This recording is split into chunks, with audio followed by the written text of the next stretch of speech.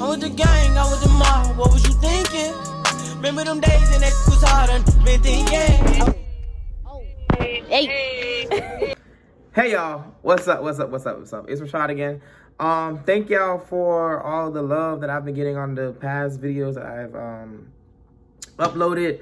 Thank you for the comments, everybody commenting, asking, advice, and for all the ones that have commented saying you're in the process of either losing weight or in the process of joining the Air Force. Like, I give y'all props. Continue doing what you're doing. Like, just stay focused. That's my biggest thing. Stay focused. So obviously you can tell, I have graduated Security Forces Tech School, Security Forces Apprentice course. I've graduated the entire thing, all 3.5 months long. Day has come. It was this past Monday, November 18th. I graduated. I have also sewn on my stripes. So now I'm in Airman First Class, A1C. I have my operational little badge, and then I have my Security Forces badge. So, and y'all can see I have my beret. I only put it on just for, to show y'all real quick, the beret. We wear the dark navy blue beret. That's our beret with our logo right on front. You wear it with the flap going over your right side and the logo over your left eye. So I'm gonna take this off. All right, put it right there. But that's that. So let's get into it. So I'm gonna go ahead and tell y'all about my Security Forces experience. And I'm also gonna include some videos from graduation and some pictures and all that stuff from graduation. So where do we start? Security Forces. I waited for Security Force. I waited to get this job. I waited 6 months in the DEP program, the late entry program. You know what that is. I waited 6 months, and so the time finally come on June 4th, was my day for ship out. And, I went through BMT, and around you hit about your 6-week mark in BMT, you start going to, like, these Security Forces meetings and things like that, because it's all on the same base. So, I remember it was the day that Monday of 6 week, we took our final PT test and our EOC. And later that day, we had everybody in my squadron, everybody around that's in basic training that was in that 6 week of training. You had to go over to Disneyland, to go to the Security Force meetings. We were able to like watch videos and talk to some of the cadres that are, that teach over in the 343rd Training Squadron. And so, yeah, we did all that. Then the time come, I graduated basic training on August 2nd. I got here at the 343rd Training Squadron for Security Forces on Monday, August 5th. So that first week, you were in what they call SAT week, and that's a whole bunch of briefings. Like you get your room assignment, roommates and all that extra stuff. So that first week is extremely boring. Like that first week is like the worst experience ever. It's a lot of double timing everywhere. Marching. One thing about it in Security Forces Tech School, they don't believe in black flag, how they do in BMT. You always march at attention. You march as a flight. You never really march in details unless whatever. Unless it's like after the duty day, but sometimes don't even do that. But so yeah, that first week, like I said, it's called SAT week. It's briefings and things like that. And then you meet with the commander and the first sergeant, and yeah. And so then you start dot zero. Dot zero is basically it's a classroom day. You report to what is over here, Carter Hall. Is like basically where that's the commander. That's where graduation happens. That's where all the classrooms are. We go to Carter Hall, you report, and you meet your Block 1 cadres. Block 1 was, I think, was what, 3 weeks, maybe? It goes from dot 0 to dot 18. So you go through all of that. During Block 1, you have a whole bunch of classroom days, and then you switch to the combatives lab where you learn all the submissions, escapes, different things about the weapons, like how to take your baton out, and the horrible OC spray. That happens on dot 18. OC sprays on dot 18. And that's also the final day of Block 1. Combatives lab is basically a whole bunch of, like I said, submissions and escapes and that type of stuff. And I've never been so fit in my life until I got in combative slab. Like, it's constant. You have workout. As soon as you get there, you do your lesson, you go to lunch, come back, work out again, do some more lesson, that type of stuff. So it's like 2 workouts in one day, and it was a lot. Also, you get your first set of swings. Swings is basically you're free during the daytime to go handle like all personal stuff and basically sleep. And then you report to work at night, and you work maybe to midnight. We never worked to midnight, but we worked from like 1500, which is 3 o'clock, to maybe 2100, 9 o'clock, maybe 6 hours. That's about it, maybe, if that. And then, like I said, on dot 18, that's the final day of block 1. You have OC day, OC spray, and it's like you have your little sergeant's time with your sergeants, your block 1 cadres, and you talk about how they can improve and how things were for you, and your big old experience in block 1. The next day, for us, it was kind of horrible, because usually they do OC spray. Before my team, they did OC spray on Friday, so you have the whole weekend to recover. We had OC spray on a Monday and had to return to work the next day. So after block 1, you go to block 2. Block 2 is CADM. Block 2 is basically shooting. You're on the gun range. You have like, what, 1 day and maybe 1 or 2 days in the classroom. But then you're on the gun range for the rest of that. Shooting the M9 and the M4, you have to qualify for both of them to continue on to get to block 3. That time, block 2 was very boring, kind of, because shooting is not really like, I qualified. I shot expert, but it wasn't really, I don't find it fun. And then there's a lot of waiting around. So you have like 2 different flights between your one team. So your team is basically like maybe 80 something to 100 people.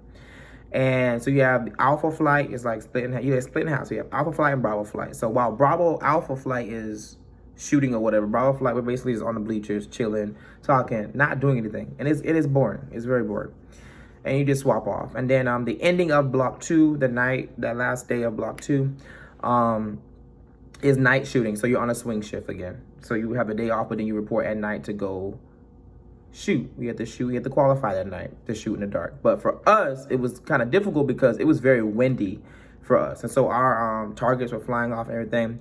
But usually the stories that we heard before about the past teams before our team, they would have to they'll be out there from 6 at night, or 1800, 6 at night to 3 in the morning.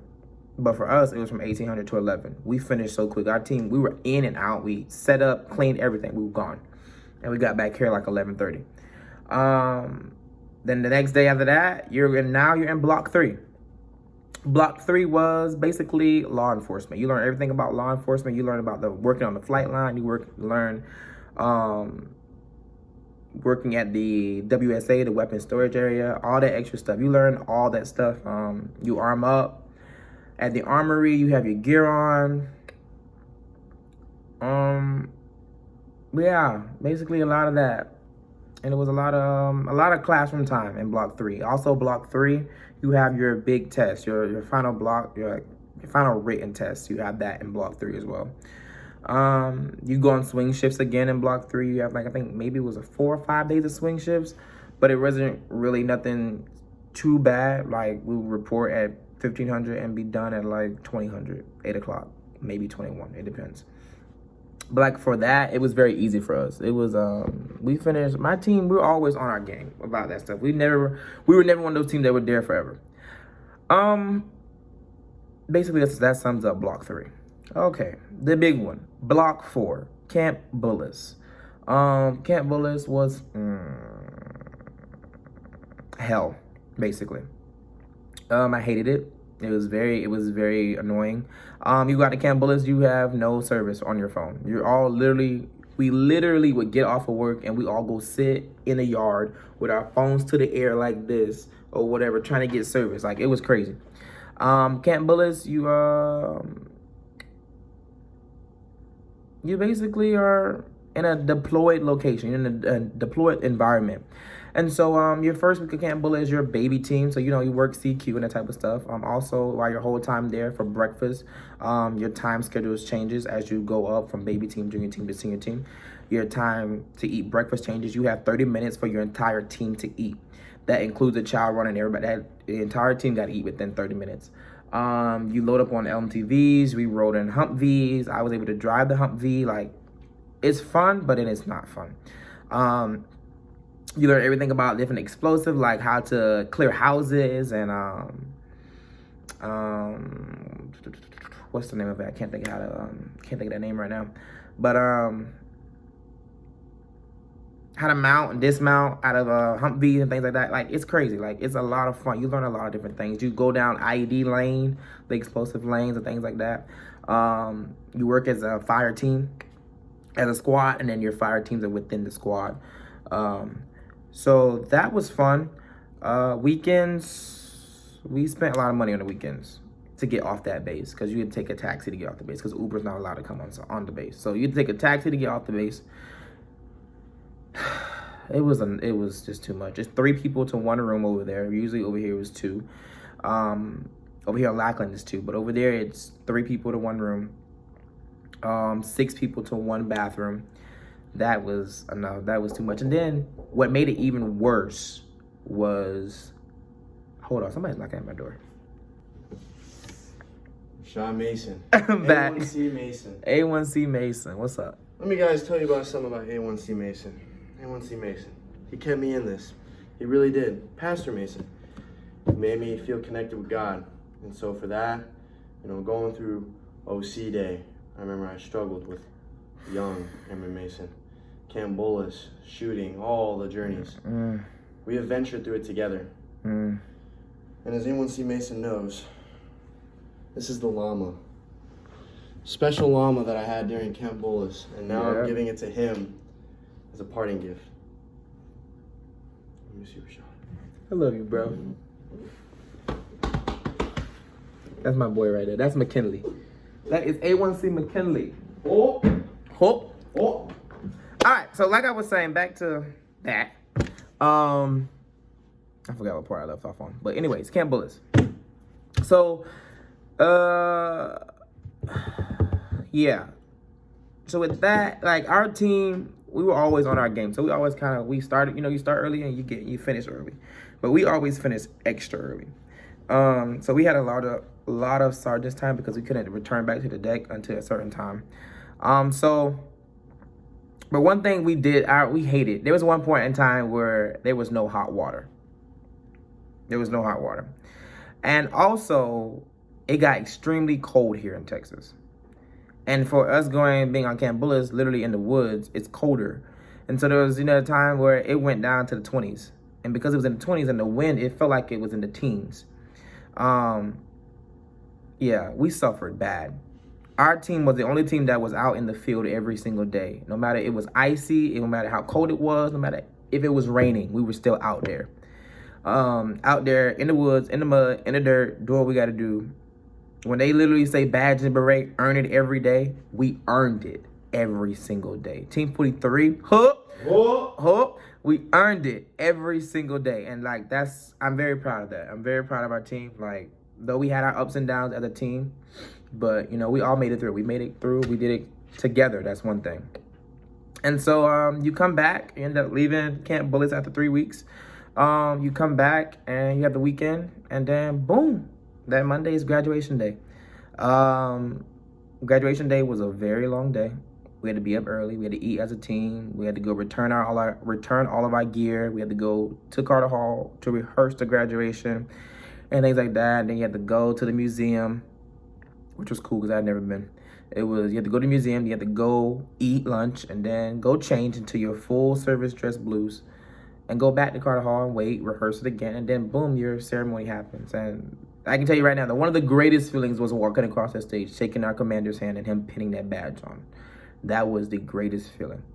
Because after this whole time, through the ups and downs, through the struggles, you finally get that feeling like, I've made it, I've done it.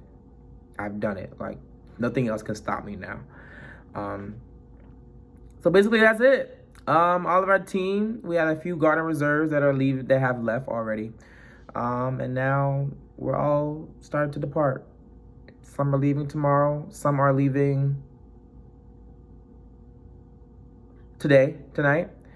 And I'm leaving next week. So it's kind of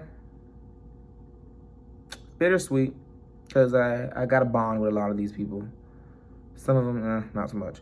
But others, yes, it's bittersweet. But, you know, I know we're all going to do great things in the world's greatest Air Force. We're all going to have a great career. I plan on seeing a lot of them. We will all be back. Somebody going to be a cadre. I want to be an MTL. Well, MTI. I want to be MTI. We're going to have cadres, instructors. I know we're going to be great. Team 43 was the best team. There's no doubt about it. So that's it. If y'all have any questions, y'all please leave a comment. Make sure you please like, subscribe, and comment, and share this video. If anybody has any questions about some further information about security forces training, you can inbox me. I'll leave my social media down the bottom in the description.